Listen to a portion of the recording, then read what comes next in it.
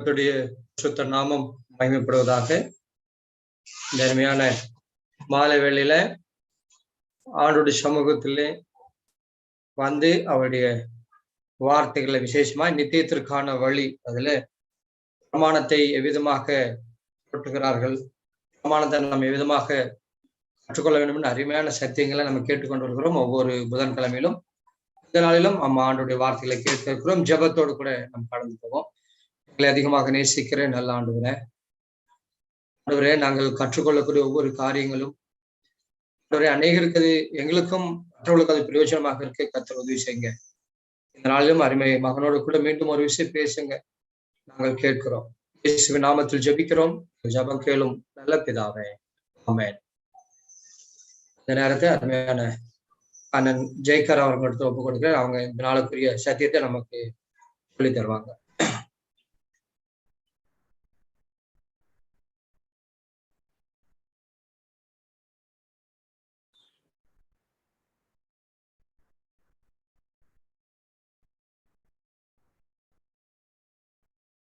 கர்த்தருடைய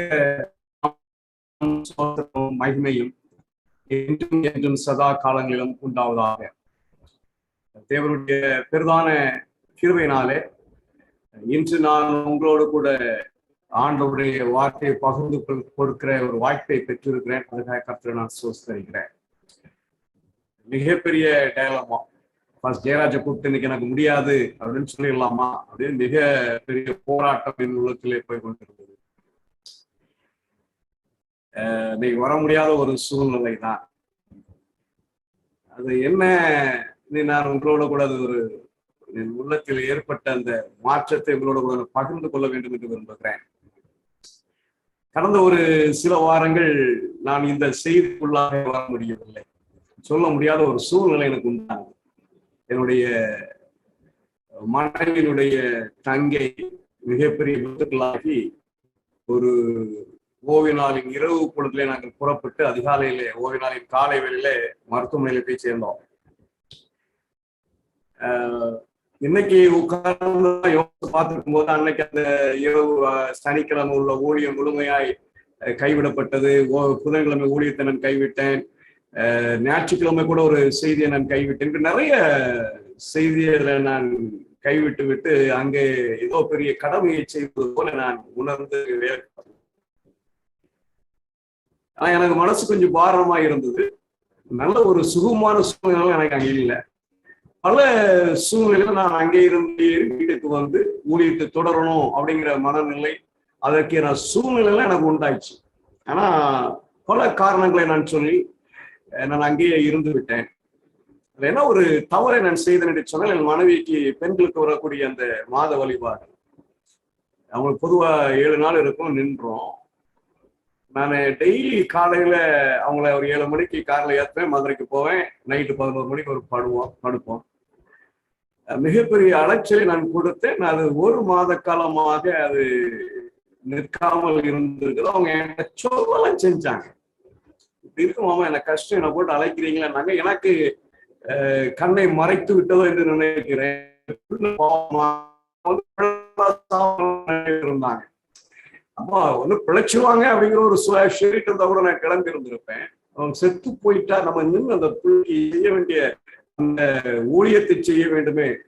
மற்ற காரியம் ஒரு மரணம் அவளுக்கு நேரிடுமானால் அவள் இருதயத்தை தேவனுக்கு பக்கமாக திருப்ப வேண்டுமே. அந்த ஒரு வேலையை நம்மளால தவிர வேற யாராலும் அங்க செய்ய முடியாது, எல்லாரும் அழத்தான் செய்வாங்க. அப்படிங்கிறதுனால நான் அங்கே டாக்டர் என்ன நிலை என்பதை தெரிந்து கொள்வதற்கு நான் பட்ட பிரயாசங்கள்லாம் ரொம்ப கடினமான சூழ்நிலை நாங்கள் சந்திச்சேன். பெரிய வேலை நான் செய்யலை. அங்கே பார்ப்பதற்கு நிறைய பேர் இருந்தாங்க.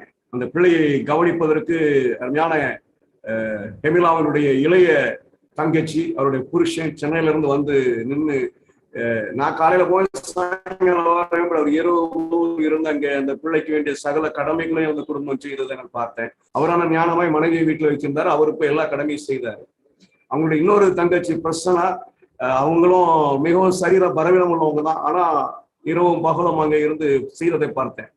நான் இப்போ உட்கார்ந்து யோசிச்சு பார்த்துட்டு, நான் என்ன செஞ்சேன், நான் ஒண்ணு செய்யல. நான் காலையில போவேன், ஒரு ஏதாவது அவளை பார்க்கறதுக்கு வாய்ப்பு இருந்தா போய் பார்த்து ஒரு காரணமான வார்த்தை சொல்லிட்டு நல்ல ஒரு ஜாப் பண்ணிட்டு நான் வருவேன். அவ்வளவுதான் நான் செய்தது. ஏன் அங்க இருந்தோம் அப்படின்னு நான் கொஞ்சம் யோசித்து பார்க்கும்போது, இவங்க 2 பேரும் அங்க இருந்து செய்யும் பொழுது நம்ம மாத்திரம் வீட்டுக்கு கிளம்பி வந்து விட்டால், ஊழியத்தை செய்கிறதுக்கு முடிவு செய்து விட்டால், நம்மளை தப்பா செய்வாங்க என்கிற ஒரு சின்ன சுயநலம் அதுல இருக்கிறேன் நான் பார்க்க முடியுது.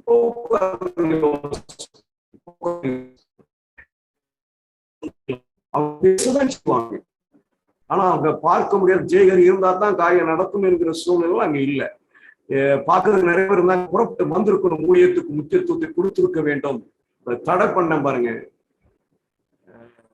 மறுபடியும் வந்து உட்கார்ந்து வீட்டுல சொன்னேன், ஹெவி எந்த காரணம் கொண்டு இதை நிறுத்தக்கூடாது. வீட்டுல மரணமே விழுந்தா கூட 5 இரவு நம்ம செய்ய வேண்டிய ஊழியத்தை செய்ய வேண்டும். நம்ம மரணத்தை தேவனுடைய சமூகத்திலிருந்து சரியாய் புரிந்திருக்கிறதுனால அந்த அளவுக்கு ஒரு வார்த்தையை நான் சொன்னேன். நம்ம இவ்வளவு காரியத்தை செய்ய முட்டது தப்பு என்பதை நான் உணர்ந்தேன். நேற்று ஒரு 10 மணி அளவுல அவனுக்கு வழிபாடு நின்றது, நேற்றுக்கிழமை தான் நின்றுச்சு. அவ மூச்சு விடுறதுக்கு ரொம்ப கஷ்டப்பட்டா. நான் யார்கிட்ட சொல்லலை, இங்கதான் சொல்றேன். எனக்கு அதை சாட்சியாக சொல்ல வேண்டும் என்று மனதில் தோன்றியது. ரொம்ப சிரமப்பட்டாங்க. கொஞ்சம் பாத்ரூம் கூட ஒரு 10 அடி ஒரு 4 8 எடுத்து வச்சுட்டு அவங்களால நடக்க முடியல. நடத்துட்டு வந்தா பயங்கர பிரீத்திங் ப்ராப்ளம். ஆண்டவரேன்னு சொல்லிட்டு சரி ஹீமோகுளோபினை செக் பண்ணி போய் பார்த்தேன், சப்போர்ட் 4 பாயிண்ட்ஸ். அது ஒரு டாக்டரை கன்சல்ட் பண்ணேன். அவர் இம்மிடியட்லி டு தி ஹாஸ்பிட்டல் அப்படின்ட்டார். ஏன்னா இது எதனால உங்களுக்கு இவ்வளவு இருக்குன்னு தெரியல. நாங்க போனா அந்த டாக்டர் பார்த்துட்டு திட்டினாங்க என்ன, அது காரணங்கள்னு சொன்னேன். அப்ப நோ இதெல்லாம் தப்புங்க, உங்க மனைவியை பார்க்காம அது என்ன நீங்க அப்படின்னு திட்டினாங்க. உடனே பிளட் ஏற்றணும் அப்படின்னு சொன்னாங்க. ஆனாலும் அவளுக்கு இன்னும் அந்த டிஃபிகல்ட்டி குறைஞ்சிச்சு அப்படின்னு சொல்றதுக்கு இல்லை. I said to her, ஹெமிலா அவங்க முதல்ல அருமையா இருந்துச்சு. அவங்க கூப்பிட்டு சரி இன்னைக்கு பிளட் ஏற்றிடுவோம், நைட்டு ஏற்றிடுவோம், ஒரு 2 hours இருக்கணும், அது நீங்க போயிடலாம் அப்படின்னு சொன்னாங்க. தென் ஐ அப்ரோச்ட் அட் தட் டைம். காலையில் 6 மணிக்கு போயிடலாம் அப்படின்னு சொன்னாங்க. ஏன்னா நான் புதன்கிழமை பிரசங்கத்துக்கு ஆயத்தமாகும். நான் ஆயத்தமாக இல்லை. ஏன்னா அந்த I was just struggling with this difficulties. என்னால கவனமே செலுத்த முடியல. அப்போ 6 மணிக்கு கேட்டா இல்ல டாக்டர் வரணும், 9 மணிக்கு வருவாங்க அப்படின்னு சொல்லி ஐயோ அப்போ இன்னைக்கு நான் பிரசங்கம் பண்ண முடியாத போல தெரியுது. பஸ் ஜெயராஜை கூப்பிட்டு முடிவு பண்ணிடுவோமா? அப்ப எனக்கு ஒரு போராட்டம். இப்பதான் முடிவு பண்ணிருக்கிறோம், என்ன நடந்தாலும் செய்தியை சொல்ல வேண்டும் என்று சொல்லிட்டு என்னடா பண்றது? அப்ப பையனை விட்டுட்டு நம்ம வீட்டுல போய் பிரசங்கம் பண்ணிடுவோமா இப்பெல்லாம் யோசிக்கிறேன். பட் என்னால எதுவும் முடிவெடுக்க முடியல. என் மனைவி கூப்பிட்டு சொன்னேன், எந்த நிலையிலும் இன்று புதன்கிழமை செய்தியை நான் நிறுத்துவதில்லை. நான் படித்தாலும் சரி படிக்கட்டாலும் சரி, எனக்கு தத்துவம் தெரியும், வசனத்தான் தேடி எடுக்கணும், நான் போய் அதை செய்வேன் அப்படின்னு. போய் செய்யுங்க மாமா, அதெல்லாம் ஒன்றும் ப்ராப்ளம் இல்லை. நாங்கள் 3 o'clock டிஸ்சார்ஜ். நீங்க வீட்டுக்கு போங்க, 1 வாரம் இருந்து பாருங்க எப்படி அவங்க ரிகவர் ஆகிறாங்க பார்த்துக்கிடுங்க. பார்த்துட்டு இப்படிங்க ஃப்ரைடே கொண்டு வர சொல்லியிருக்காங்க. வி கேம் அட் 3:45 நான் வீட்டுக்கு வந்தேன். இங்க வந்து அவங்களுக்கு செய்த கடமைகள்லாம் செஞ்சுட்டு ஒரு 4 மணிக்கு இடத்துக்கு ஒரு லேப்டாப்ல கொஞ்சம் அந்த ஸ்டஃப் இருந்து ஸ்டஃப் எல்லாம் ஏற்றணும் அப்படின்னு வச்சிருக்கேன். கண்ண முடியும் தூங்கிட்டேன். ஏன்னா நைட்டு தூங்குல. ஆண்டவர் அற்புதமான நம்ம அதை செய்யணும்னு முடிச்ச உடனே 5 மணி கரெக்டா என்னுடைய நண்பன் பிராங்க்லின் போன் அடிச்சாரு. எழுப்பி ஐ ப்ரிப்பேர் த மெசேஜ். நான் ஏன் சொல்றேன் அப்படின்னு சொன்னா, சில சமயங்கள எவ்வளவுதான் தேவனை குறித்து பேசினாலும் இன்னும் தேவனை சரியாய் அறியவில்லை என்பதை நான் அறிந்து கொண்டேன். அப்படி சரியாய் அறியாமல் இருந்ததுக்கு காரணம் என்னுடைய சுயம் என்பதையும் நான் அறிந்து கொண்டேன். அதை சோதிக்க ஆண்டவர் என் மனைவியின் மூலமாய் ஒரு இதை கொடுத்தார். நான் என்ன செய்வேன், மனைவியை பார்ப்பனா ஊழியத்தை செய்வேன், ஊழியத்தை செய்வதற்குரிய முடிவு எடுக்கக்கூடிய தைரியத்தை ஆண்டவர் கொடுத்தார். கர்த்தரை நான் சோஸ்தரிக்கிறேன். மிக குறுகிய நேரத்தில் ஆயத்தம் பண்ண ஒரு செய்தி. அதாவது நான் கண்டிப்பாய் இதை தவிர்க்க கூடாது என்பதற்காக ஆயத்தம் பண்ணின ஒரு செய்தி. அது நிச்சயமா அது பிரயோஜனமா இருக்கும் என்று சொல்லி நான் கிறிஸ்துவுக்கு விசுவாசிக்கிறேன். ஆண்டவருடைய வழிநடத்தல் சரியா புரிஞ்சுக்கணுமா, அவருடைய சோதனையை சரியாய் புரிஞ்சுக்கணும். உண்மையில இப்போ என் மனைவிட்ட அங்க ஹாஸ்பிட்டல் சொன்னது, ஏமா மிஞ்சி போன மரணம் தானே, வேற என்ன வந்துடும், மறிக்கும் பொழுது தேவனுடைய பிள்ளையாய் மறிக்க வேண்டும், அவ்வளவுதாமா, பயப்படாத, திணறத, என்ன நினைக்காத, யாரையும் நினைக்காத, will carry and will run the race, God will take care அப்படின்னு நான் சொல்லிட்டு தான் நீங்க வந்திருக்கிறோம். இந்த செய்தி உங்களோட கூட பகிர்ந்து கொள்வதற்கு நான் முடிவு செய்திருக்கேன். அது ஒரு பெரிய ப்ராப்ளம் இல்லை. கண்டிப்பாய் நன்மையானதை செய்வார். மை அண்டர்ஸ்டாண்டிங், நன்மையானதை அவர் செய்வார். நம்முடைய பலவீனத்தின் நிமித்தமாக நம்முடைய தவறுகளிலேயும் நம்ம அவரை தேடும்போது நமக்கு நன்மையானதை கண்டிப்பா என்ன செய்வார். சரி, இது நீங்க புரிந்து கொள்ள வேண்டும். ஏன் சொல்றேன், பெருமைக்கும் வேற்றுமைக்கும் இல்லை, கர்த்தர் எப்படி வழி நடத்துகிறார் என்பதுதான் நம்ம நித்தியத்திற்கு ஒரு பெரிய இது. அவர் எப்படியெல்லாம் புடமிடுவார், எப்படியெல்லாம் சோதிப்பாருங்கிறத கொஞ்சம் நிதானித்து அறிந்து கொள்ள வேண்டும். இல்லை அப்படின்னு சொன்னா இன்னைக்கு நான் விழுந்தது போல விழுந்திருப்பேன். ஆண்டவர் அதை எழுப்பி கைப்பிடித்து தூக்கினார். ஒருவேளை எல்லாரும் இதெல்லாம் தப்பு இல்லைங்கன்னு சொல்லலாம். But I felt that it is wrong. நான் அங்க இருந்து இருக்க கூடாது, போய் பார்த்த உடனே போயிருக்கவே கூடாது. ஆக்சுவலி அந்த சனிக்கிழமை நான் ஊழியத்தை முடிச்சுட்டு தான் போயிருக்கணும். நான் கேன்சல் பண்ணிட்டு போயிருக்கணும். மிஞ்சி போனா டெத் வில் பி தேர். வேற ஒண்ணும் இருந்திருக்காது. அது பிற கூட போயிருக்கலாம், ஒன்றும் ப்ராப்ளம் இல்லை. நான் போய் ஒன்றும் செய்ய முடியாதுன்னு எனக்கு தெரியும். அதனால ஆண்டவருடைய திட்டத்தையும் அவருடைய வழி நடத்துவதை சரியாய் புரிந்து கொள்ள வேண்டிய பெரிய பொறுப்பு நமக்கு இருக்கிறது என்பதை அறிய நீங்களும் அடியானோட கூட சேர்ந்து உணர்ந்து கொள்ள வேண்டும் என்பதற்காக உங்களோட கூட பகிர்ந்து கொண்டேன். சரி, நம்ம நித்தியத்திற்கான வழி படித்து வருகிறோம். ஒவ்வொரு வாரமும் படிக்கிறோம். பொதுவா இது ஷெட்யூல் பண்ணது 19 வீக்ஸ் நினைக்கிறேன். ஆனா இன்னைக்கு 23வது வாரம் படிக்கிறோம்.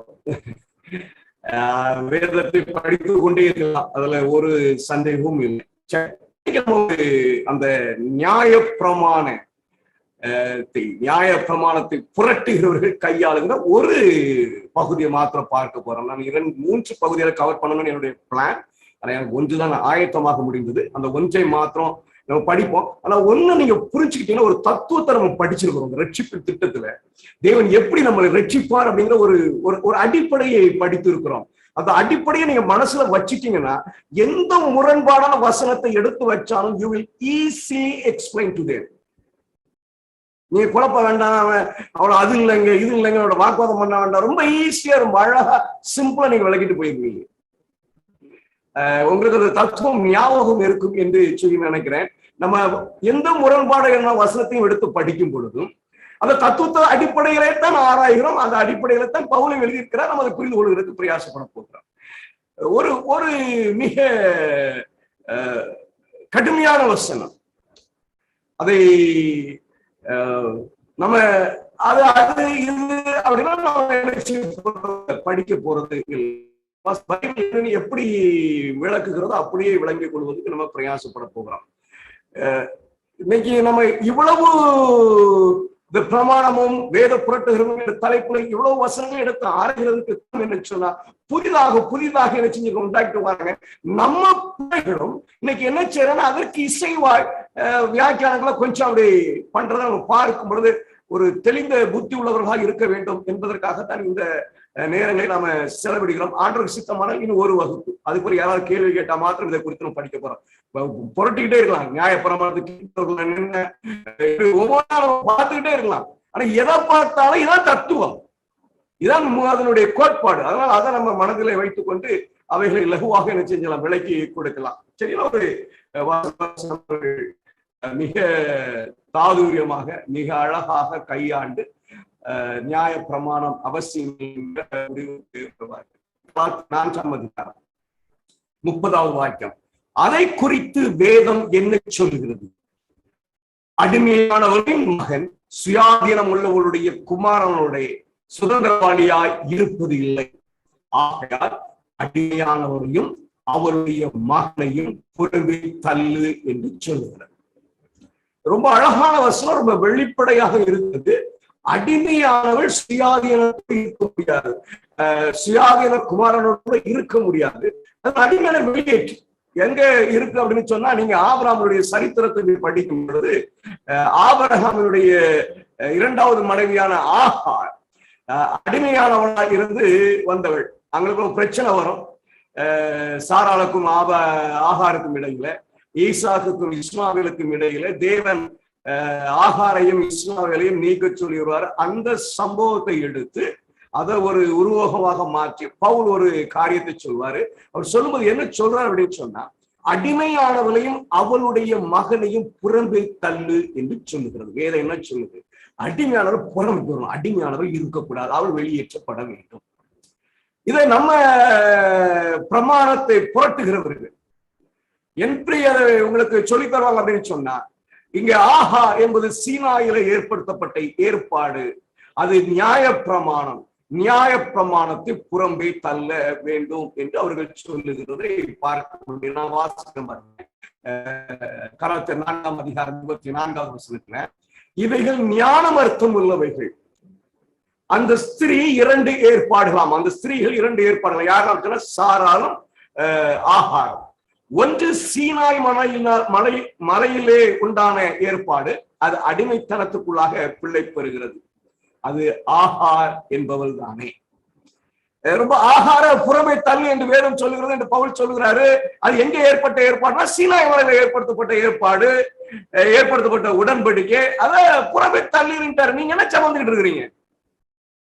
நல்ல அவங்க சொல்றது கூட தப்பு இல்ல, பார்க்கறது ரொம்ப அழகா இருக்குல்ல, ரொம்ப அழகா இருக்குது. ஆகாரை புறம்பை தள்ளி என்று சரித்திரத்துல பார்க்கிறோம். அதை எடுத்து பவுல் அழகா சொல்றாரு.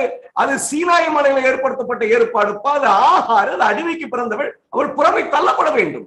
நியாயப்பிரமாணம் தூர எறிய சீனாய் மலையில ஏற்படுத்தப்பட்ட ஏற்பாடு தூக்கி எறியப்பட வேண்டும். வசனம் அப்படித்தான் சொல்லுகிறது. ஒருவேளை இதை எடுத்து இல்ல அது இது 10 பிரமாணம் அப்படின்னு நான் சொல்றேன். அடிமையாகுது, அடிமையானது என்று சொல்கிறது.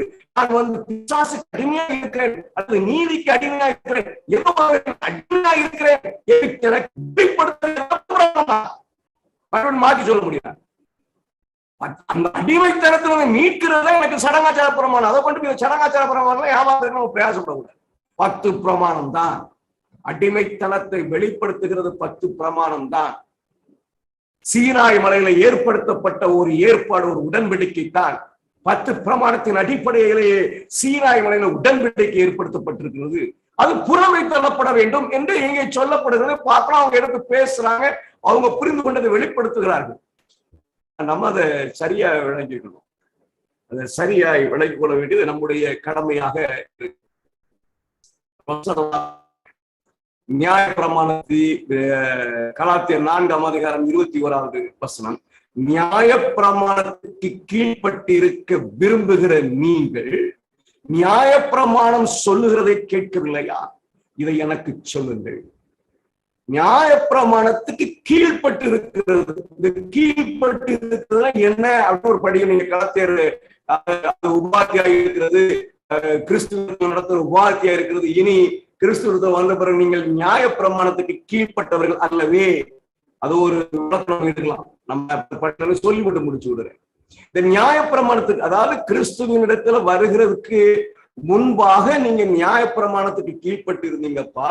இப்போ உபாத்தி மூலமாக, அந்த நியாய பிரமாணத்தின் மூலமாக நீ கிறிஸ்துவத்துல வழிநடத்தப்பட்டிருக்கீங்க.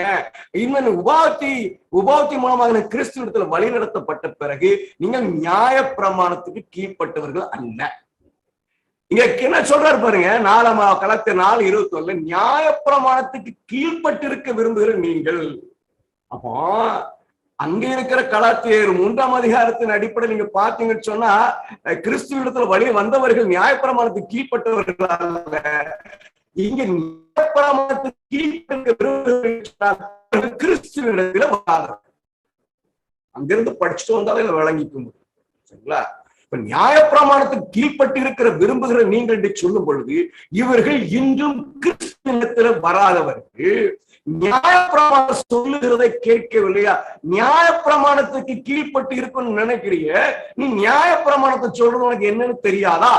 நியாயப்பிரமாணம் என்ன சொல்லுது அப்படிங்கிறத கீழே வளர்க்கிறார். இந்த வசனத்தை விட்டுட்டு நீங்க ஆகாரு சாராரு இதெல்லாம் படிச்சீங்க, சுயாதீனம் இதெல்லாம் படிச்சீங்கன்னா விளங்க. எதுக்கு எழுதுறாரு அப்படின்னு சொன்னா, நியாயப்பிரமாணத்தை ஒண்ணு சொல்லி இருக்கப்ப நீ நியாயப்பிரமாணத்தை கீழ்பட்டு இருக்கணும்னு ஆசைப்படுற, நீ கீழ்பட்டு இருக்க கூடாது. நீ விரும்ப உனக்கு நியாயப்பிரமாணம் என்ன சொல்லுதுன்னு தெரியாதா? என்ன சொல்லுது நியாயப்பிரமாணம், என்ன சொல்லுதுங்கிறதா இங்க விளக்கு. சரி, கீழ்பட்டு இருக்கிறதுனா என்ன? என்ன டெபினிஷன் வந்துருக்காங்கன்னா, ஒபீடியன்ஸ், கீழ்படுகிறது அப்படின்னு கீழ்படுகிறத ஒரு முடிவுக்கு வருகிறாங்க. நம்ம படிமா நியாயப்பிரமாணம் சாட்சி பகர்கிறது என்று சொல்லி, 10 வார்த்தைகள் தேவனுடைய சாயலை பிரதிபலிக்க பிரமாணம் சாட்சி பகர வேண்டும். என்ன கிறிஸ்துவுக்கு முன்பாக அது என்னை மரணத்துக்கு ஏதுவானவன், பாவம் செய்தவன் என்று சாட்சி பகரும். படிச்சிருக்கீங்களா? நான் மரணத்துக்கு அதனுடைய தண்டனைக்குள்ளாக இருக்கும் பொழுது, அது என்னை அழிவுக்கு ஏதுவாய் தீர்க்கும் பொழுது நான் பிரமாணத்துக்கு கீழ்பட்டவனாக இருக்கிறேன். இந்த அடிமைத்தனத்தில் இருந்து, ரோமர் 8ஆம் அதிகாரம் 2வது வாக்கியம், இந்த அடிமைத்தனத்தில் இருந்து, இந்த பாவத்தில் இருந்து, இந்த மரணத்தில் இருந்து கிறிஸ்தியனை மீட்டுட்டார் இல்லைங்களா? இப்போ நியாயப்பிரமாணம் என்ன? நியாயப்பிரமாணத்துக்கு கீழ்பட்ட நன்மைக்குரியவன் அல்ல, நான் வாக்கு தத்துவத்துக்குரியவன். என்ன வாக்கு தத்துவம்? ஜீவனுக்குரியவன். யார்தான் சொல்லுவா? கிறிஸ்துவின் மூலமாய் ஆவியின் பிரமாணம் என்னை மரணம் பாவம் என்கிற பிரமாணத்திலிருந்து விடுதலை ஆக்கிட்டேன். அப்போ பாவம் மரணம் என்கிற அந்த அடிமைத்தனத்தில் நான் இருக்கும் பொழுது நியாயப்பிரமாணத்துக்கு கீழ்பட்டவனாக இருக்கிறேன். அந்த நியாயப்பிரமாணம் கிறிஸ்து அந்த பாவத்தையும் மரணத்தையும் ஏற்றுக்கொண்டதுனால அந்த நியாயப்பிரமாணத்தினால என்னை ஜீவனுக்குரியவனாய் சாட்சி சொல்லப்படும் பொழுது நான் வாக்குத்தத்தத்தின் பிள்ளையாக இருக்கிறேன். இனி நான் நியாயப்பிரமாணத்துக்கு கீழ்பட்டவன் அல்ல, நான் பாவம் செய்கிறவன் அல்ல, நான் மரணத்துக்குரியவன் அல்ல. இதுதான் அந்த கீழ்பட்டு இருக்கிறது. நாம அங்கவே நான் படிக்கிறோம் சொல்லி, இப்போ நியாயப்பிரமாணத்துக்கு கீழ்பட்டிருக்கிற விரும்புகிறவர்கள் அப்படின்னு சொன்னால் கிறிஸ்துவை இரட்சகராக ஏற்றுக்கொள்ள விரும்பாதவர்கள், அவர்களுக்கு எப்ப நியாயப்பிரமாணம் இங்கே கிறிஸ்து வேண்டாம் இங்கே அப்படிங்கிற ஆளுக்கு அவர் சொல்ற ஒரு மிகப்பெரிய முக்கியமான உபதேசம் தான், எப்ப நியாயப்பிரமாணம் சொல்றதோ உனக்கு சொல்றேங்கிறார். சொல்ல போற உபதேசம் நியாயப்பிரமாணத்துல இல்லாதது அல்ல, நியாயப்பிரமாணத்தில் இருப்பது என்பதை நீங்களும் நானும் அறிந்து கொள்ள வேண்டும். சரிங்களா? அப்ப ஆகாரை குறித்து பேசும்போதும் சரி, சாராளை குறித்து பேசும்போதும் சரி, ஈசாக்கை குறித்து பேசும்போதும் சரி, சீனாய் மலையில் ஏற்பட்ட ஏற்பாடை குறித்து பேசினாலும் சரி, மேலான எருசலேமை குறித்து பேசினாலும் சரி, இதெல்லாம் இருக்கு. இதெல்லாம் எங்க எதன் அடிப்படையில பவுல் பேசுகிறான்னு சொன்னா நியாயப்பிரமாணம் சொல்லுகிறதன் அடிப்படையில பேசுகிறார். சரிங்களா? இதை நம்ம மனதில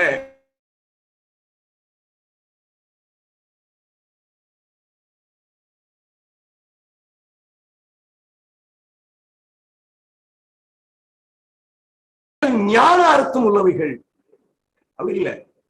புதிய காவனன்ஸ் உடன்படிக்கைகள், 2 விதமான உடன்படிக்கை. அப்பா அதுக்கு ஒரு ஞான அர்த்தம் இருக்கிறது. ஒன்று சீனாயில் உண்டான ஏற்பாடு. சீனாயில் என்ன உடன்படிக்கை செய்யப்பட்டுச்சு அதெல்லாம் நம்ம விளங்கிக் கொள்ள வேண்டும். அது அடிமைத்தனத்திற்குள்ளாக பிள்ளை பெறுகிறது. அது அடிமைத்தனத்துக்குள்ள வழிநடத்தா சீனாயில ஏற்படுத்தப்பட்ட நம்ம நல்லா படிச்சிருக்கோம். இதை சீனாய் மலையில ஆண்டவர் சொன்ன கற்பனை எனக்கு என்னத்தை வெளிப்படுத்தினா பாவம் பாவம் பாவம்னா என்னன்னு எனக்கு சொல்லி தருது. நீதினா என்ன சொல்றது? நான் பாவத்துக்கு இருக்கிறேன், அதை நான் மீறுகிறதுனால அதை நான் பாவத்தின் ஒரு சந்ததியாகவே மாறி இருக்கிறேன் என்பதை நம்ம தெளிவா படிச்சிருக்கோம். கொஞ்சம் ஞாபகப்படுத்திக் கொள்ளுங்க. என்ன உடன்படிக்கை? சீனாய் வனாந்தரத்தில் செய்யப்பட்ட உடன்படிக்கை என்ன? ஒரு வசனம் இருக்கு பாருங்க, உபாகம் 5ஆம் அதிகாரம் 3வது வாக்கியம். அந்த உடன்படிக்கையை கர்த்தர் நம்முடைய பிதாக்களுடன் பண்ணாமல் இந்நாளிலே இங்கே உயிரோடு இருக்க நம் எல்லோரோடும் பண்ணி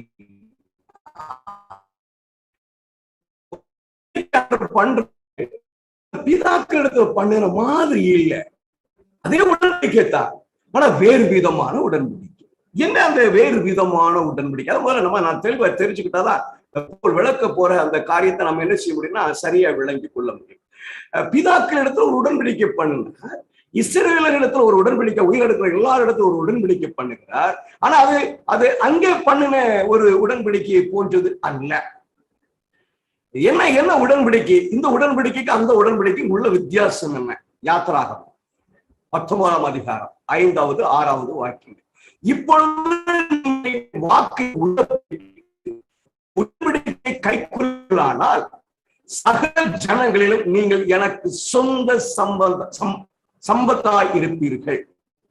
ஒரு சொல்றேன், உடன்படிக்கையை கேட்டு என் உடன்படிக்கையை கை கொள்வீர்களானால் நீ எனக்கு சொந்த ஜனமா இருப்பாப்பா, பூமி எல்லாம் என்னுடையது, நீங்கள் எனக்கு ஆசாரிய தனிப்பட்ட மனிதன் இல்ல, ஆசாரிய ராஜ்யமும் பரிசுத்த ஜாதியுமா இருக்கு. என்ன ஒரு உடன்படிக்கை கேட்டீங்கன்னா ஆபிரகாமை கூப்பிட்டு உடன்படிக்கை செய்வாரு. அதே உடன்படிக்கை ஈசாக்கின் இடத்துல புதுப்பிப்பார். அதே உடன்படிக்கை யாக்கோபு ஒரு தனிப்பட்ட மனிதனிடத்துல ஆண்டவர் உடன்படிக்கை செய்ததை பிதாக்களிடத்துல தனிப்பட்ட மனிதனிடத்துல உடன்படிக்கை செய்ததை பார்க்கிறோம். இங்க என்ன ஒரு உடன்படிக்கைனா இஸ்ரவேல் தேசமே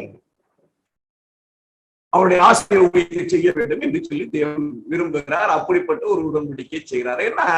என்ன ஒரு காரியம் அப்படின்னு சொன்னா பரலோகத்துல பண்ண பரலோகம் முழுவதும் தேவனுக்கு சேவை செய்கிறதா இருக்கும். அப்படி போல இஸ்ரவேல் சுதந்திரிக்க போகிற அந்த கானான் தேசத்துல அவர்கள் முழுவதும் தேவனுக்கு சேவை செய்கிறதை தேவன் பார்க்க விரும்புகிறார். தேசமாய் உடன்படிக்கை செய்கிறார். சீனாய் மலையில என்ன உடன்படிக்கை உண்டாகிறதுன்னு சொன்னா ஒரு தேசிய உடன்படிக்கை உண்டாகிறது.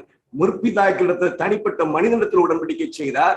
சீனாய் மலையில ஒரு தேசமாக ஆண்டவர் எங்கள் உடன்படிக்கை செய்கிறதை பார்க்க முடிகிறது. அப்ப இந்த உடன்படிக்கை பவுல் என்ன சொல்றான்னு ஆகாருக்கு ஒப்பிடுகிறார். அது தள்ளப்பட வேண்டும் என்று சொல்லுகிறது. நம்ம என்ன செய்கிறோம் பார்க்க முடிகிறது. ஏன் அது தள்ளப்படணும் அப்படின்னு சொல்லும் பொழுது அது அடிமைக்கு ஏதுவாக வழிபடுத்தும். அது அடிமைத்தனத்துக்கு ஏதுவாக வழிபடுத்தும். உடன்படிக்கை அப்படின்னு சொன்னோம்னா நம்ம இதை வேற எந்த பிரமாணமா நினைக்கிறாதீங்க. பவுல் அதை சொல்றாரு, வேண்டாம் 10 பிரமாணத்தை தான் சொல்றாரு. அதுதான் சீனாய் மலையிலே செய்யப்பட்ட உடன்படிக்கை. அப்ப உபாகமம் 4ஆம் அதிகாரம் 13வது வாக்கியம். நீங்கள் கை கொள்ள வேண்டும் என்று அவர் உங்களுக்கு கட்டளையிட்ட 10 கற்பனைகளாகிய அவர் உங்களுக்கு அறிவித்து அவைகளுக்கு 2 கட்டளைகளை எழுதினார்.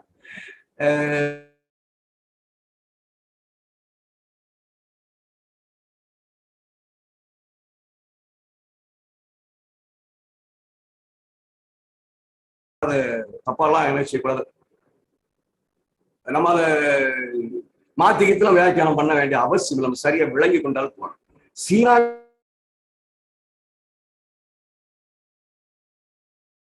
செய்தால் அதே உடன்படிக்கை இஸ்ரவேலிடத்தை தேசமாய் செய்கிறார். அவர்கள் தேசமாய் இருந்து ஒருவர் கூட அங்க பாவியா இருக்கக்கூடாது. அதுதான் ஆண்டவருடைய ஆசை. அதைத்தான் நீங்க யாத்திராகம் 16ஆம் அதிகாரத்துல பார்த்தீங்கன்னா ஒரு டெஸ்ட் பண்ணி பார்ப்பாரு. நியாயப்பிரமாணத்தை கைக்கொள்வார்களோ கைக்கொள்ள மாட்டார்கள் என்று அறியும்படிக்கு நான் அவர்களே மன்னாவை கொடுப்பேன், 6 நாள் நீ எடுத்துக்கலாம், 7ஆம் நாள் சேவைப்படுன்னு சொல்லுவாரு. எல்லாரும் உள்ளதான் இருப்பாங்க. 6 நாள் செய்திருச்சு எல்லாரும் உள்ள இருப்பாங்க. கொஞ்சம் பேர் வெளியே வந்துருவாங்க. ஆண்டவர் சொல்லுவார், இந்த ஜனங்கள் எந்த மட்டும் நியாயப்பிரமாணத்தை கை கொள்ள மாட்டாங்கன்னு சொல்லுவாங்க. ஆண்டவருடைய விருப்பம் என்ன அப்படின்னு சொன்னா ஒரு தேசமாக இவர்கள் இருந்து ஆண்டவருடைய ஊழியத்தை செய்ய வேண்டும். அப்படின்னா பரலோகத்தை தேசம் பிரதிபலிக்க வேண்டும். பரலோக வாழ்க்கையுடைய மேன்மையை பிரதிபலிக்க வேண்டும். இந்த தேசத்தை பார்த்தால் பரலோகத்தை பார்க்கிறாங்க. அப்படின்னா இது ஒரு மாடர்ன் நேஷனாக இருக்க வேண்டும் என்று தேவன் விரும்புகிறதை நம்ம பார்க்க முடிகிறது. பரலோகத்தை பிரதிபலிக்கிற ஒரு தேசமாக இருக்க வேண்டும் என்று சொல்லி தேவன் விரும்புகிறதை பார்க்க முடியும். மனதில் வைத்துக் கொள்ளுங்கள். அப்போ இந்த சீனாய் மலையில் ஏற்பட்ட அந்த உடன்படிக்கை 10 பிரமாணத்தின் அடிப்படையில 10 வார்த்தையின் அடிப்படையில தேவனுடைய தன்மையை வெளிப்படுத்துகிறதின் அடிப்படையில ஏற்படுத்தப்பட்ட ஒரு உடன்படிக்கை. இந்த உடன்படிக்கை நமக்கு நல்லா தெரியும். தேவன் தம்முடைய சொந்த விரலினால எழுதி கொடுத்திருப்பாரு. மோசைய புஸ்தகத்துல எழுத சொல்லுவாரு. ஜனங்களை வாசனையில எழுத சொல்லுவாரு. மறந்துடாதே, தேசாதிபதிகளுக்கு தூண்களிலும் பலிபீடத்தில் கற்களிலும் எழுத சொல்லுவாரு. இது நீதியை வெளிப்படுத்துகிற பிரமாணம். இந்த பிரமாணம் தான் நான் பாவி மரணத்துக்கு ஏதுவான சுட்டி காட்டு என கிறிஸ்து அவசியம் என்பதை வெளிப்படுத்துகிற பிரமாணம். தேவனுடைய சாயலை நான் மீண்டும் பெறுவதற்கு ஏதுவாக எழுதி கொடுக்கப்பட்ட பிரமாணம். மேன்மையான ஒரு பிரமாணம். ஆனா அந்த பிரமாணம் என்ன அப்படின்னு சொன்னா அடிமைத்தனத்துக்கு பிள்ளை பெறுகிறது. நம்ம நல்லா படிச்சிருக்கோம். இது என்ன அப்படின்னா குழம்பிடலாம் வேண்டியது. அடிமைத்தனத்தான் பிள்ளை பெறுகிறது. நான் இயேசுவினிடத்துல வருகிறதற்கு முன்பாக இந்த பிரமாணத்தை பார்த்தால் நான் பாவத்திற்கு அடிமை, மரணத்திற்கு அடிமை. நான் படிச்சது ஞாபகம் வச்சுக்கிட்டேன். அதனால இதெல்லாம் நான் வசனத்தில் எடுக்கல. அடிமையாக இருக்கிறோம் என்பதை நமக்கு சொல்லித்தரும். அது அடிமைத்தனத்துக்கு ஏதுவாதான் பிள்ளை பெறுகிறது. கல்லு கொல்லும், இட் வில் கில் யூ. நம்ம படிச்சிருக்கிறோம் 2 கொரிந்தியர் 3ஆம் அதிகாரம். அப்போ இந்த பிரமாணம் அடிமைத்தனத்துக்கு தான் பிள்ளை பெறுகிறேன் என்று சொன்னா நம்ம இல்லைன்னு சொல்லலைங்க. அது அடிமைத்தனம் எனக்கு இல்லைன்னு அடிமைத்தனம் எனக்கு இருக்கிறது எனக்கு தெரியாவிட்டால் எனக்கு மேசிய அவசியம் இல்லை. அவர் சொல்லுவார் ஒரு இடத்துல, நியாயப்பிரமாணம்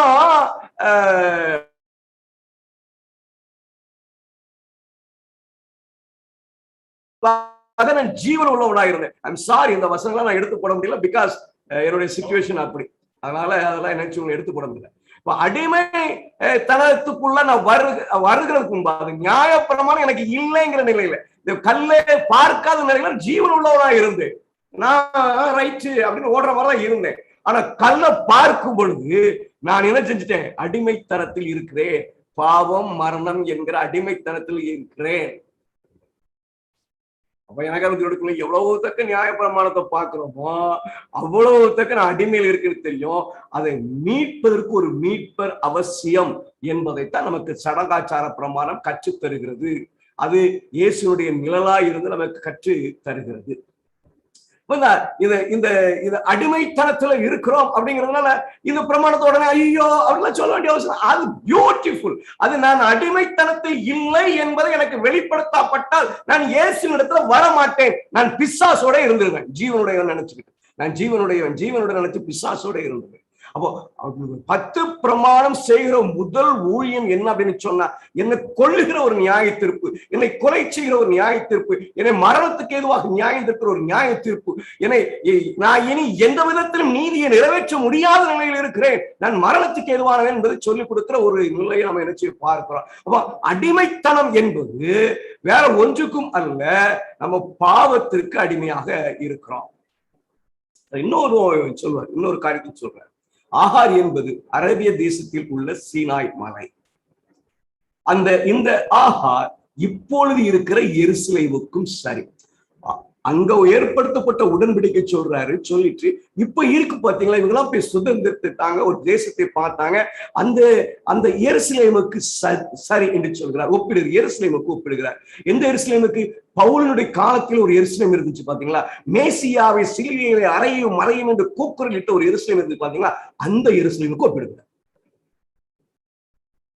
நல்லா புரிஞ்சுக்கணும். ஆகார் இப்பொழுது இருக்கிற எருசலேமுக்கும் சரி, இப்பொழுது இயேசுவின் காலத்தில் இயேசுவை கொலை செய்து இயேசுவினுடைய நாமத்தை அறிவிக்கிற பிள்ளைகளுக்கு எதிராக இருக்கிற அந்த யூதர்களை பவுல் என்ன சொல்ற, அது சரி என்று சொல்ற. மேல போய் வாசிடுங்க. நியாயப்பிரமாணம், இந்த நியாயப்பிரமாணத்தை கீழ்பட்டு இருக்கிற விரும்புகிற பிள்ளைகளுக்கு நான் எழுதுறேன்னு சொல்றாரு. இங்க அழகா சொல்றாரு பாருங்க. ஆகார் அடிமைத்தனத்தை சொல்றாரு, கள்ள நீ பார்க்கும்போது நீ சாகணும்னு சொல்ற. நீ இயேசு இல்லாம ஒண்ணு செய்ய முடியாது. இயேசுவை ஒதுக்கி வைத்துட்டு இருக்கிற மனிதர்களை, யூதர்களை பவுல் என்ன சொல்றான்னு சொன்னா, அடிமைத்தனத்துக்குள் இருக்கிறார்கள் என்று சொல்றார். நல்ல புரியும் என்று நினைக்கிறேன். இப்பொழுது இருக்கிற எருசலேமுக்கு சரி, இப்பொழுது இருக்கிற எருசலேம் என்ன நிலையில இருக்கு அப்படின்னு கேட்டீங்கன்னா, இயேசுவை எதிர்க்கிற ஒரு அதிகாரம் படைத்தவர்களாக இருக்கிறார்கள், இயேசுவை கொலை செய்வதற்கு தீர்மானித்தவர்களாக இருக்கிறார்கள். அந்த ஜனங்கள் நியாயப்பிரமாணத்துக்கு கீழே இருக்கிற விரும்புறாங்க. அவங்க அடிமைகள், அவர்கள் பாவத்திற்கு அடிமையாக இருக்கிறார்கள், மரணத்துக்கு அடிமையாக இருக்கிறார்கள். அவங்க மாத்திரமல்ல, அவங்களோட இருக்கிற எல்லாரும் அந்த அடிமைத்தனத்துக்குள்ளாக இருக்கிறார்கள் என்பதை பவுல் தெளிவா சொல்லி. என்னது அந்த அடிமைத்தனம்? நம்ம ஏற்கனவே படித்த அந்த வசனத்தை நான் மீண்டும் ஞாபகப்படுத்த விரும்புகிறேன். ரோமர் 8ஆம் அதிகாரம் 2வது வாக்கியம். கிறிஸ்து இயேசுவினாலே ஜீவனுடைய ஆவியின் பிரமாணம் ஆவியின் பிரமாணம் என்னை பாவம் மரணம் என்பவர்களின் பிரமாணத்திலிருந்து விடுதலை ஆகிற்று. நான் எதிலிருந்து விடுதலையாக்கப்படுகிறேன்? பாவம் மரணத்திலிருந்து விடுதலையாக்குகிறேன். அப்ப நான் எதற்கு அடிமையா இருந்திருக்கிறேன்? பாவம் மரணத்துக்கு அடிமையா இருந்திருக்கிறேன். ரொம்ப அழகாக சொல்லப்படுகிறது. இப்போ என்ன சொல்றாருன்னா, இந்த ஆகார், இந்த பிரமாணத்தினுடைய முதல் ஊழியம், இயேசுவை ஏற்றுக்கொள்ள மறுக்கிற அந்த எருசலேமில் இருக்கிற அந்த யூதர்கள் போல இருக்கிற பிள்ளைகளுக்கு இந்த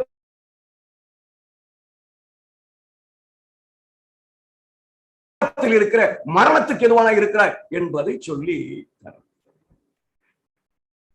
இப்போ நமக்கு அது ரொம்ப தெளிவாக புரியும். இந்த ஆகார், சிலர் சொல்லுவாங்க, ரொம்ப பயங்கரமா பேசுவாங்க, ஆகாருக்கும் எருசலேமுக்கும் ரொம்ப தூரம் இருக்குங்க. ஏங்க, அந்த ஆகாரம் இந்த எருசலேம் ஒண்ணு. எந்த எருசலேம்? பவுலுடைய காலத்தில, இயேசு கிறிஸ்துவனுடைய காலத்தில மேசியாவை எதிர்த்து நின்ற எருசலேமுக்கு சரி. நல்லா புரிஞ்சுக்கணும். மாத்திக்கிட்ட படிக்கிறோம், அழகா சொல்றாரு, இப்பொழுது இருக்கிற எருசலேமுக்கு சரி. அப்ப அந்த எருசலேமுடைய நிலையை பார்த்து அவர்கள் மேசியாவை ஏற்றுக்கொள்ளாத எருசலேம், மேசியாவை தூர வைத்த எருசலேம். அவங்க எதுல இருக்கிறாங்க அப்படின்னு சொன்னா அடிமைத்தனத்தில் இருக்கிறார்கள். ஏன்னு சொன்னா அவர்கள் நியாயப்பிரமாணத்தை பார்க்கும் பொழுது அடிமை, நியாயப்பிரமாணம் உனக்கு சொல்லலையாப்பா, நீ அடிமையா இருக்கிறான்னு உனக்கு சொல்லலையா, நீ நீ இந்த மேசியாவை விளக்கிச்சு அப்படின்னு சொன்னா நீ அடிமை, நீ மரணத்துக்கு ஏதுவானவன் என்பதை உனக்கு சொல்லலையா? இதுதான் பவுலுடைய பெரிய கேள்வியாக அங்கே இருக்கிறது. அவர்களுக்கு அதை தெளிவாய் வெளிப்படுத்த அவர் என்ன செய்யற பிரயாசப்படுகிற பார்க்க முடிகிறது.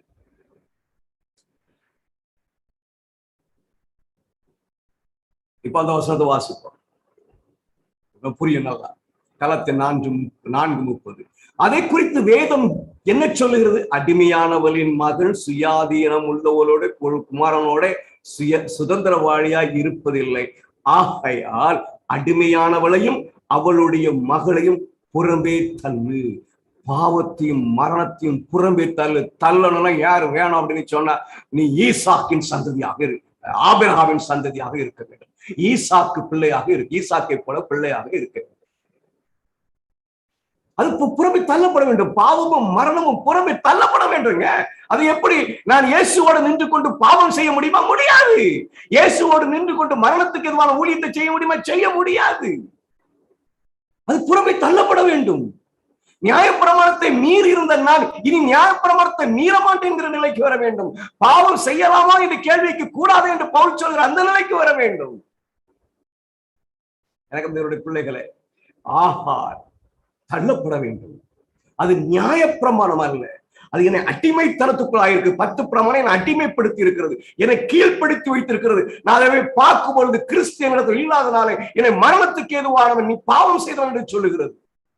இதுல இருந்து அந்த மரணத்தில் இருந்து பாவத்தில் இருந்து என்னை ஆண்டவர் மீட்டுக் கொண்டார். இனி பாவத்தை புறம்பே தள்ளணும், மீறுதலை புறம்பே தள்ள வேண்டும். மரணத்துக்கு ஏதுவான வேலைகளை செய்யவே கூடாது. யாரு அப்படின்னு கேட்கும் பொழுது அவர் அழகா சொல்ற 4:26 மேலான எருசலேமே சுயாதீனம் உள்ளவர். இந்த எருசலேம் அல்ல. நீங்க இதுல ஒரு அழகா ஒரு காரியத்தை விளங்கிக் கொள்ள வேண்டும், சுருக்கமாய் சொல்லி விடுகிறேன். இஸ்ரவேலிடத்துல ஆண்டவர் ஒரு உடன்படிக்கை பண்ணுவார். எங்க கூட்டிட்டு போறேன்னு உடன்படிக்கை பண்ணுவார்னா கானான் தேசத்தார். ஏன்னா ஆபிரகாமுக்கு பண்ணப்பா, யாக்கோபுக்கு பண்ணேன், ஈசாக்கு பண்ணேன், அதாவது ஒன்றை நான் நினைச்சு வேண்டிய தேசத்துக்குள்ள கூட்டிட்டு போவேன். எதை கை கொள்ளணும்? இந்த தேசத்துக்குள்ள போய் நீங்க என்ன கை கொள்ளணும்? இந்த 10 பிரமாணத்தை கை கொள்ளணும். இதை மீறினேன்னா நான் உன சிதறடிச்சிருவேன். ஆண்டவர் சொல்ற காரியம் நீங்க ஃபுல்லா அந்த உபாகம புஸ்தகம் அவங்களுடைய சரித்திரத்துல படிச்சீங்கன்னா நீ அதை மீறினீன்னா உன்னை நான் சிதறடிச்சிருவேன். நீ மறுபடியும் என்னை தேடினா உன்னை நான் கூட்டி சேர்ப்பேன். இதுதான் ஆண்டவருடைய திட்டம். இந்த இஸ்ரவேலர்கள் என்ன செஞ்சாங்க அப்படின்னு சொன்னா, இந்த பூமியிலே இந்த தேசத்தை சுதந்திரிக் கொள்வதற்காகவும் அதிலே உரிமை கொள்வதற்காகவும் தான் பிரயாசப்பட்டார்களே தவிர, இது ஒரு ராஜரீக வேலையை செய்வதற்காக தேவனால் ஏற்படுத்தப்பட்ட திட்டம். இந்த வேலையின் மூலமாக, இந்த உடன்படிக்கையின் மூலமாக நான் மேலான எருசலேமை பெறணும் அப்படிங்கிற எண்ணம் அவர்களிடத்தில் இல்லாமல் போனதுனால அவர்கள் அடிமையாக இருக்கிறார். நீங்க ஆபிரகாமை பாருங்க, யாக்கோபை பாருங்க, ஈசாக்கை பாருங்க. கடைசியில பவுல் சொல்லுவாரு, என்ன சொல்லுவாருன்னா, இவங்கெல்லாம் அடையணும் விரும்பின அந்த வாக்குத்தமான தேசத்தை பார்த்தாங்க, முடியலை. அவங்க மேலான உள்ளதை அவர்கள் அறிந்து கொள்ள முடியாது போன பரதேசிகளாய் தங்களை காண்பித்துக் கொண்டார்கள்.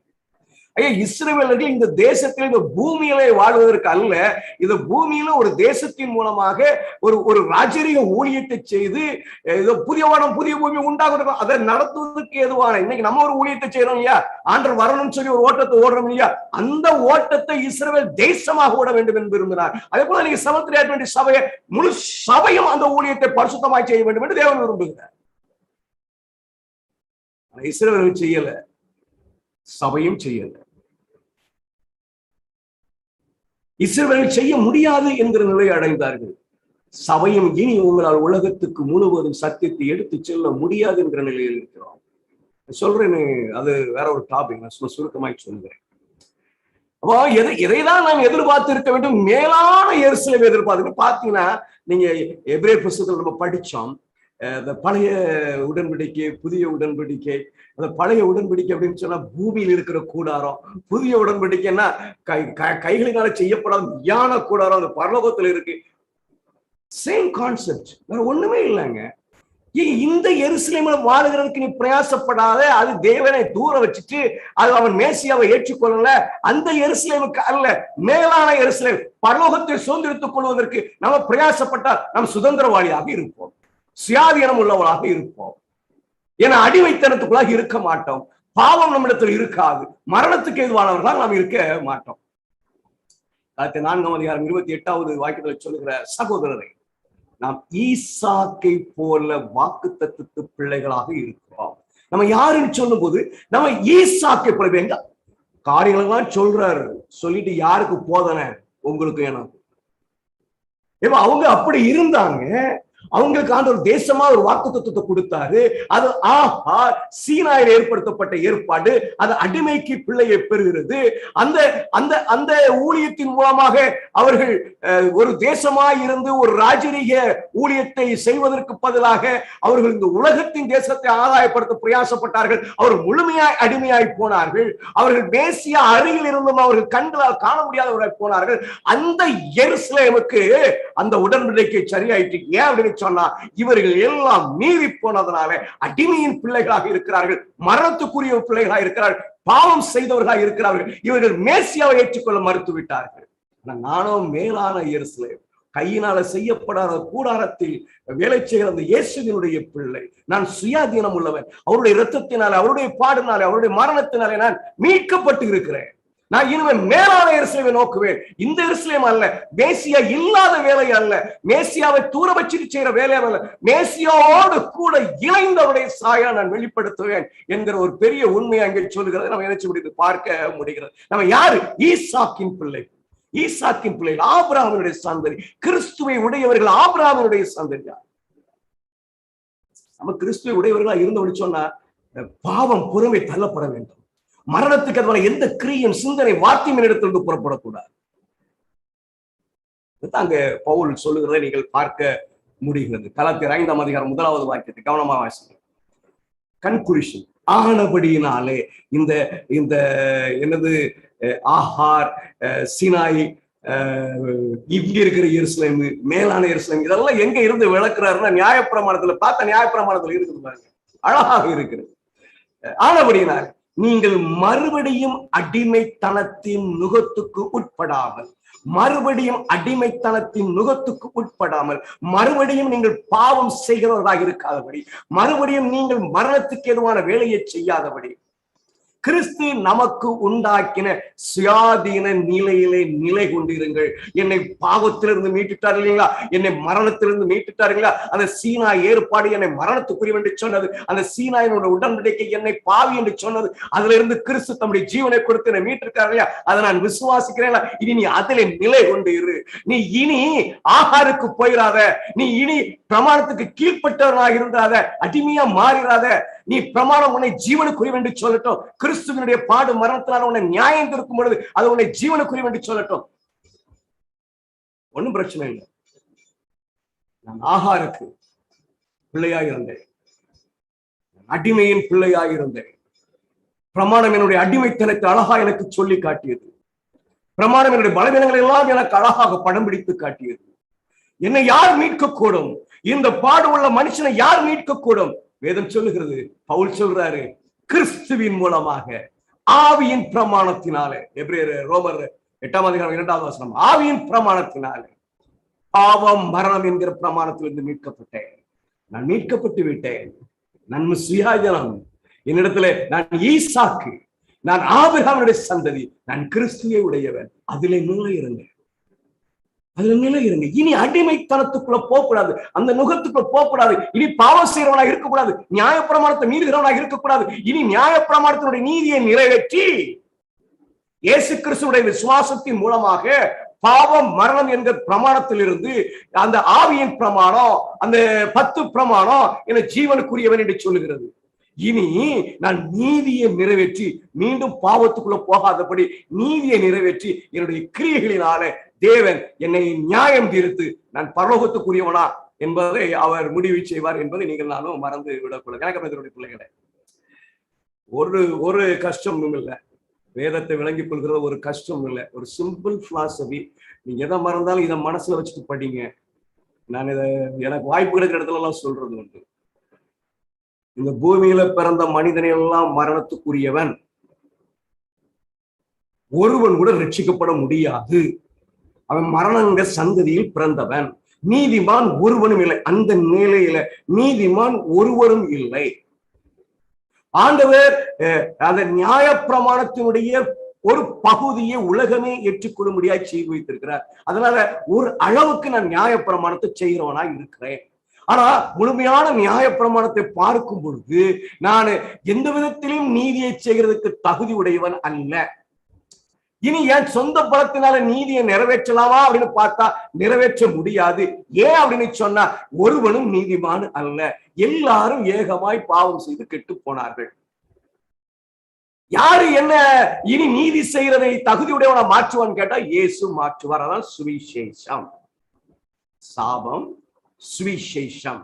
இந்த சுவிசேஷத்தின் மூலமாக இந்த சாபத்திலிருந்து நான் மீட்கப்படுகிறேன், இந்த மரணத்திலிருந்து மீட்கப்படுகிறேன், இந்த பாவ வாழ்க்கையிலிருந்து மீட்கப்படுகிறேன். எதற்கு மீட்கப்படுகிறேன் என்று சொன்னால் ஆண்டவர் மீட்கிற எல்லாருக்கும் ஒரு உடன்படிக்கை வைத்திருக்கிறார். அந்த உடன்படிக்கைகளை வராம யாரும் வரலாம் உண்டு. மீட்கிற எல்லாருக்கும் ஒரு உடன்படிக்கை வைத்திருக்கிறார். அந்த உடன்படிக்கையின்படி நான் 10 பிரமாணங்களை நிறைவேற்ற வேண்டும். அந்த 10 பிரமாணம் கல்லுல இருந்து என் இருதயத்துக்குள்ள வந்துடும். எனக்கு தெரியும்ல, அது இல்லை, சுவாபமாய் மாறிவிட வேண்டும். என்ன அது சுவாபம்? என் தேவன் என்ன சொல்லுகிறார் அதை செய்வேன். அந்த நிலைக்கு வரணும். இல்லையா ஆண்டவரே, நீங்க கொலை செய்யாது இருப்பாங்கன்னு சொல்லியிருக்கிறீங்க பிரமாணத்துல, ஆனா எப்படி நீங்க மகனை பலியிட சொல்றீங்க? அது சரியில்லை ஆண்டவரே. நினைக்கவே கூடாது. என் ஆண்டவர் சொல்லுகிறதை செய்கிறதுக்கு ஆயத்தமா இருக்க வேண்டும். அதுதான் பிரமாணத்தை கை கொள்கிற ஒரு அனுபவம். அந்த நிலைக்கு அந்த நீதியை நான் நிறைவேற்றினால் நான் வாக்கு தத்தத்தை பெறுகிறவனாய் இருப்பேன். இந்த கான்செப்டை வச்சுக்கிட்டு எந்த வசனத்தையும் வாசிங்க, you will be perfectly led by God. நீங்க முழுமையாய் தேவனால வழி நடத்தப்படுவீங்க. இன்னொரு வகுப்பை நடத்தணுமா என்று நான் யோசித்துக் கொண்டிருக்கிறேன். ஒருவேளை இதோட நான் நிறுத்திக் கொள்ளலாம்னு நினைக்கிறேன். ஆவியானவரை குறித்து படிப்போம், அவர் எப்படி செயல்பட, அதுல நிறைய குழப்பங்கள், அதுக்குள்ள போயிடலாம்னு நினைக்கிறேன். இனி யாராவது உங்களுக்கு பிரமாணத்தின் அடிப்படையில கிறிஸ்துவை பற்றின நிழலாய் இருக்கிறது, நியாய பிரமாணத்தின் கிரியக்காரர்கள் சபிக்கப்பட்டதாக பார்த்திருக்கிறோம். அதெல்லாம் ஒண்ணும் குழம்பவே வேண்டியதில்லை. உங்களுக்கும் எனக்கும் நடுவாக இருந்த சட்டத்திட்டங்களை எல்லாம் அவர் சிலுவையில் அணியடைத்து வெற்றி ஒண்ணு எல்லாம் கரெக்ட் தான். போய் உட்கார்ந்து இந்த கான்செப்ட்ல படிங்க, கண்டிப்பா விளங்கிக் கொள்ள முடியும். ஏன்னா இதை மறுபடியும் வேத புரட்டல் சொல்லிக் கொண்டிருக்க வேண்டிய அவசியம் இல்லை நினைக்கிறேன். ஒருவேளை யாருக்காவது இன்னும் இந்த வசனத்துக்கு எனக்கு வேலை வேணும் அப்படின்னு சொன்னீங்க, பாஸ் ஜெயராஜை தொடர்பு கொள்ளுங்க. அவர் என்ன இடத்துல சொன்னார், நிச்சயமா அதை குறித்து தியானித்தம் இங்க பேசலாம். இனி எதை செய்வோம் அப்படின்னு சொன்னா ஆவியானவரை குறித்து படிப்போம். ஆமா ரைட், நான் சொல்றேன் சரிதானா? இன்னும் இதே புரட்டல் சொன்னா இதையத்தான் திருப்பி சொல்லிட்டு இருக்கணும். நான் சொல்றேன் உங்களுக்கு இதைத்தான் நம்ம திருப்பி படிச்சுக்கலாம். அதை மறுபடியும் படிக்காதபடி அது யாருக்காவது கண்டிப்பா வேணும், எனக்கு இந்த வசனத்தை எனக்கு புரிஞ்சுக்க முடியல அப்படின்னு யாராவது இருந்தீங்கன்னா ஜெயராஜை கான்டாக்ட் பண்ணுங்க, வில் டீல் தட். ஆனா நீங்க நல்லா புரிஞ்சுக்கிடுங்க. இனி யாராவது உங்களை கூப்பிட்டு உங்க பலவீனத்தை வெளிப்படுத்தும் பொழுது நீதிமான் ஒருவரின் கொஞ்சம் குறைதான் இருக்கும், நோ மை டியர் பீப்புள், ஏமாத்து வேலை. இயேசு கிட்ட வருகிறதுக்கு முன்பாக நீதிமான் ஒருவனும் இல்லை. இயேசு இடத்துல வந்த எல்லாரும் நீதிமானாய் இருக்க வேண்டும் என்று தேவன் விரும்புகிறார். அப்படி நீதிமானாய் இருக்கிறவனுக்கு வாக்குத்தத்தத்தின் தேசத்தை கொடுப்பார். ஆண்டவர் நமக்கு வெளிப்படுத்தியிருக்கிறார். நம்ம அப்படி இருப்போம். அந்த வாக்கியத்தை கர்த்தர் நமக்கு தரட்டும். ஆமென். ஆமென். அருமையான சத்தியத்தை நாம் கேட்டோம். வேதத்தை புரட்டுகிறது அப்படின்ற தலைப்புல நல்ல ஒரு காரியத்தை நாம் கற்றுக்கொண்டவைகளை நாம அதில் இருத்தி நாம ஃபாலோ பண்ணுவோம். மற்றவர்களுக்கு இதை நாம் கற்றுக் கொடுப்போம். கர்த்தர் தான் நம்மை ஆசீர்வாதத்தை நடத்துவார். இந்த நேரத்தில் நம்ம முடிவு ஜெபத்திற்கு போக இருக்கிறோம். இதுக்கு முன்னாடி ஏதாவது கேள்வி இருக்குங்களா?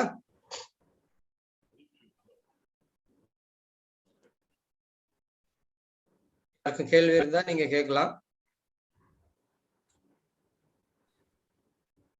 வெளிநாடு நம்மத்தில் ஐயா பாஸ்டர் தேவதாஸ் ஐயா இருக்காங்க. அவங்க நமக்கு முடிவு ஜெபம் பண்ணுவாங்க. விசேஷமாக ஜெய்கர் ஐயா அவங்களுடைய மனைவிக்காக ஜெபம் பண்ணுங்க. அவங்க சுகவீனமா இருக்கிறோம். அவங்களை கர்த்தர் தாங்கணும். இன்னும் அவங்களுக்கு குடும்பத்துக்கு பலத்தை கொடுத்து இன்னும் நிறைய ஊழியங்கள் அவங்க செய்யணும் அப்படின்னு சொல்லிட்டு குடும்பத்திற்காக விசேஷமா ஜெபம் பண்ணுங்க. பரிசுத்தம் இறக்கும் கிருபை கர்த்தாவே, இந்த மாலை வேளைக்காக நன்றியோடு துதிக்கிறோம். இந்த நாளிலும் உடைய வேத வசனங்களை தியானிக்க நீ கிருபை தந்தீரே. உடைய மகன் மூலமாக கொடுத்த சத்தியத்திற்காக நன்றி செலுத்துகிறோம். நாங்கள் அடிமைத்தனமான வாழ்வை வாழாதபடிக்கு நாங்கள் உயிர் மீட்சி அடையும்படியாக நீர் எங்களுக்காக இந்த உலகத்திலே எல்லாவற்றையும் நிறைவேற்றினீர். நாங்கள் செய்ய வேண்டிய காரியங்கள் நம்முடைய சட்டத்திட்டங்களுக்கு கீழ்ப்படிய வேண்டும். ஆண்டவரே, நாங்கள் அடிமைகளாக பாவத்திற்கு அடிமையாயிராதபடிக்கு உம்முடைய வார்த்தைகளுக்கு கீழ்ப்படியத்தக்கதான கிருபையை தரணுமா ஜெபிக்கோங்க தாவே. கேட்ட சத்தியத்தை நாங்கள் உணர்ந்து கொள்ளவும் அசை போடவும் மறுபடியுமாக அதை தியானித்து பார்க்கவும் கிருபை தாருங்கப்பா. இந்த வேளையிலும் விசேஷமாக உம்முடைய மகனுடைய குடும்பத்துக்காக நாங்கள் ஜெபிக்கிறோம். சகோதரர் ஜேக்கருடைய குடும்பத்துக்காகவும் அவருடைய துணைவியாருக்காக நாங்கள் வேண்டல் செய்கிறோம். அவருடைய பிள்ளைகளை ஆசிரியம் சுகவீனம் பலவீனமாக இருக்கிறவர்களை என் பலத்தால் இடை கட்ட வேண்டுமா ஜெபிக்கிறோம். உன் பலவீனத்தில் என் பலன் பூரணமாய் விளங்கும் என்று சொல்லியிருக்கிறீரே. அந்த வார்த்தையின்படியே அவருடைய பலப்படுத்த வேண்டுமா ஜெபிக்கிறவங்க தாவே. இந்த வேளையில அவர்கள் சரீரத்திலே காணப்படுகின்ற எந்த பலவீனமானாலும் நீக்க நீர் கட்டளை வேண்டுமா ஜெபிக்கிறோம். ஒரு வார்த்தை சொல்லும் எல்லாம் ஆகும் என்று விசுவாசிக்கிறவங்க தாவே. எங்களை பலப்படுத்துகிற கிறிஸ்து நீரே என்று நாங்கள் உம்மிடத்தில் விசுவாசம் வைத்து கேட்கிறவங்க தாவே. ஒருவன் வியாதிப்பட்டால் அவனுக்காக ஜெபம் பண்ண கடவன் என்று சொல்லியிருக்கிறீர்கள். நாங்கள் ஜெபிக்கும் போது பாவங்களை மன்னித்து அவங்களுக்கு பாவங்களை நீக்கி சுத்திகரித்து குணமாக்குவதற்கு வல்லமை உள்ளவராக இருக்கிறீரே. அதற்காக நன்றி செலுத்துகிறோம். பாவம் மன்னிக்கப்படும். பாவம் எப்பொழுது மன்னிக்கப்பட்டதோ நாங்கள் குணம் பெறுவோம் என்று நாங்கள் விசுவாசிக்கிறோங்க தாவே. ஆண்டவரே, அதற்காக நாங்கள் செய்த பாவங்கள் எல்லாம் எங்களை விட்டு நீங்கத்தக்கதாக நீர் எங்களுக்காக கல்வாரி சிலுவையில மரித்திருக்கிறீர், ரத்தம் சிந்தி இருக்கிறீர். நாங்கள் உயிர் மீட்சி அடைய வேண்டுங்க தாவே. இந்த பலவீனங்கள் எல்லாம் அப்பொழுது வந்து சென்று இருக்கிறது. ஆனாலும் நாங்கள் சோர்வடையாதபடிக்கு சோர்ந்து போகாதபடிக்கு உம்முடைய பலத்தை எங்களுக்கு தரவன்மா ஜெபிக்கிறோம். நீரே எங்கள் தேவனாயிருங்க தாவே. இன்னும் அவர்கள் செய்யக்கூடிய ஊழியத்திற்காக மனத்தில் அறிவுங்க தாவே. பல இடங்களிலும் பல வழிகளிலும் நம்முடைய ஊழியத்தை உண்மையாய் செய்து வருகிற ஐயா ஜெயக்கர் அவர்களுக்காக நாங்கள் நன்றி செலுத்துகிறோம். அவருடைய குடும்பத்திற்காக நன்றி செலுத்துகிறோம். அவருடைய பிள்ளைகளுக்காக நன்றி செலுத்துகிறோம் தாவே. இம்மட்டும் சுகத்தையும் பலத்தையும் கொடுத்து வந்திருக்கிறீர். இனியும் நீர் தருவே என்று விசுவாசிக்கிறோம். இந்த நேரத்திலும் எங்களையும் இந்த ஜூம்லே கூடியிருக்கிற ஒவ்வொரு மக்களையும் நாங்கள் நம்முடைய பாதத்திலே சமர்ப்பிக்கிறோங்க தாவே. நீர் வல்லவரும் நல்லவரும் இரக்கம் உள்ளவரும் கிருபை நிறைந்தவரும் கருணை உள்ளவருமா இருக்கிறீர். உம்மிடத்திலே வேண்டல் செய்ய யாவருக்கும் செவி சாய்த்து எல்லா வேண்டுதல்களையும் நிறைவேற்ற சித்தமுள்ளவராக இருக்கிறீர். பிள்ளைகள் என்னிடத்துல வந்து கேட்க மாட்டார்களா என்று ஏங்கி கொண்டிருக்கிற அந்த தேவனே, இந்த வேளையிலும் நாங்கள் உம்மிடத்திலே கரங்களை ஏந்தி கேட்கிறோம். எங்களுக்கு இரக்கம் காட்டும். பல பிரச்சனைகளிலும் வாழ்கின்ற மக்களுக்காக நாங்கள் வேண்டு சேர்ந்தாவே. சரீர நோய்கள் மற்றும் குறைபாடுகள் உள்ளவர்களுக்காக நாங்கள் ஜெபிக்கிறோம் தாவே. அநேக குறைபாடுகள் உள்ள மக்களும் வாழ்கிறார்கள். அவர்களுக்காக நாங்கள் வேண்டல் செய்கிறோங்க தாவே. வயோதிபர்களுக்காக நாங்கள் வேண்டல் செய்கிறோம். இந்த வயோதிப காலத்திலே சரீரத்திலே பலவீனங்கள் தாக்கும். அப்படிப்பட்டவர்களுக்காக நாங்கள் வேண்டுதல் செய்கிறோங்க தாவே. அந்த வலிகளும் வேதனைகளும் நீங்க, துன்பங்கள் நீங்கி சுகமாயிரும் மகளே என்று சொன்னீரே. அந்த வார்த்தையின்படியே சுகத்தை அளிக்க வேண்டுமா ஜெபிக்கிறோங்க தாவே. உம்முடைய கருத்துல எல்லாத்தையும் ஒப்புகிறோம். இந்த ஊழியத்தை செய்கிற உம்முடைய பிள்ளைகள் விசேஷமாக போதகர் ஜெயராஜ் அவர்களுக்காக நாங்கள் ஜெபிக்கிறோம்ப்பா. அவருடைய குடும்பத்துக்காகவும் அவருடைய பிள்ளைகளுக்காகவும் அவர்கள் செய்யக்கூடிய ஒவ்வொரு வேலைகளுக்காகவும் கைவிட்டு செய்கிற எல்லா காரியத்திலையும் ஆசீர்வாதத்தினை கட்டளை நம்ம ஜெபிக்கிறோம். மட்டும் செய்து வருகிறேன். ஊழியத்தை ஊக்கமாய் செய்து வருகிற நம்முடைய மகனை ஆசீர்வதியும். இன்னும் அவர் பலருக்கும் ஆசீர்வாதமாக இருக்கத்தக்கதாக யோசேப்பை போன்று யோசேப்பு இருந்த இடத்துல ஆசீர்வாதத்தினை கட்டளையிட்டு அது நிமித்தமா போத்திபார் வீடும் பார்வோனுடைய வீடும் ஆசீர்வதிக்கப்பட்டது போல, அந்த தேசம் செழிப்பை கட்டளையிட்டது போல, அந்த தேசத்துக்கு செழிப்பை கட்டளையிட்டது போல எங்களுக்கும் நீ செழிப்பை கட்டளையிடுங்கத்தாக நாங்கள் சுகித்திருக்கத்தக்கதான கிருபினை தாரும். எங்களை முற்றுமுடிய தாழ்த்துறோம். வழிநடத்தம் ஏற்றுக்கொள்ளும். இயேசு கிறிஸ்துவின் இன்ப இனிய நாமத்தில் என்று இந்த பரம்பதாவே. ஆமென். ஆமென். என் ஆத்மாவே கர்த்தரை ஸ்தோத்திரி, என் முழுமே அவருடைய பரிசுத்த நாமத்தை ஸ்தோத்திரி. என் ஆத்மாவே கர்த்தரை ஸ்தோத்திரி, கர்த்தர் செய்த சகல மறவாதே. ஆமென். ஆமென். ஆமென். ரொம்ப நன்றி ஐயா, அருமையான ஜெபத்திற்கு